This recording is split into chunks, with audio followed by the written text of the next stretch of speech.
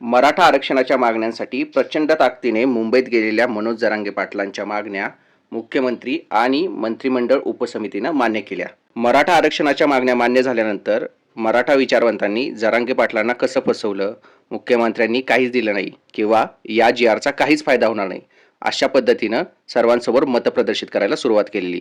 त्यामुळे जरांगे पाटलांचं आंदोलन फायदेशीर ठरलं की फेल गेलं याबद्दल भरपूर शंका घेतल्या जात होत्या.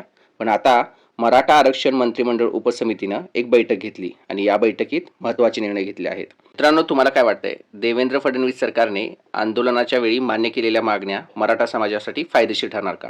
कमेंट करून कळवा. आमच्या चॅनेलला सबस्क्राईब करा.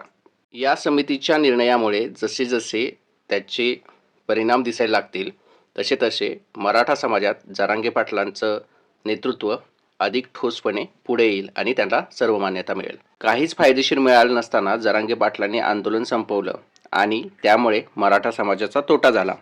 अशा पद्धतीनं विरोधक आणि काही मराठा विचारवंत वेगवेगळ्या प्लॅटफॉर्मवरती, वेगवेगळ्या मीडिया हाऊसवरती आपलं मत प्रदर्शित करत होते.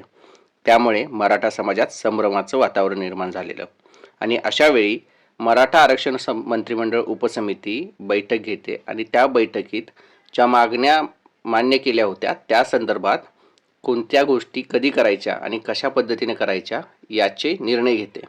यामुळे मराठा समाजाला एक मोठा दिलासा मिळाला आहे असं वाटतं. आणि त्याचबरोबर जरांगे पाटलांनी केलेलं आंदोलन हे यशस्वी होण्याकडे चाललेलं आहे आणि त्याचा फायदा संपूर्ण मराठी समाजाला होणार असं दिसून येतं. जरांगे पाटील पहिल्या दिवसापासूनच म्हणजे ज्यावेळी मंत्रिमंडळ उपसमिती आंदोलनस्थळी आली आणि त्यांनी मागण्या मान्य केल्याचे सांगितले, त्यानंतरच जरांगे पाटील या निर्णयावर खूपच आशावादी होते आणि त्यांनी सर्व मराठा बांधवांना सुद्धा हे सांगितलेलं की या जी-आरने आपल्याला फायदाच होणार आहे आणि आपण ओबीसी आरक्षण मिळवण्याकडे एक पाऊल पुढे टाकलेलं आहे. तरीही भरपूर अशी लोक होती की त्यांनी या जी-आरचा फायदा काय किंवा हे सरकार नक्की मराठ्यांच्या मागण्या मान्य करणार का की मागच्या वेळेसारखं पुन्हा आपण फसवले जाणार याबद्दल शंका उपस्थित केलेला. पण आता ज्यावेळी मंत्रिमंडळ उपसमितीची बैठक होतीये आणि त्यामध्ये निर्णय घेतले जातात, त्यामुळे मराठा समाज या सरकारचा आभारी राहील की त्यांनी बोललं त्याच पद्धतीनं कारवाई करायला सुरुवात केली आहे.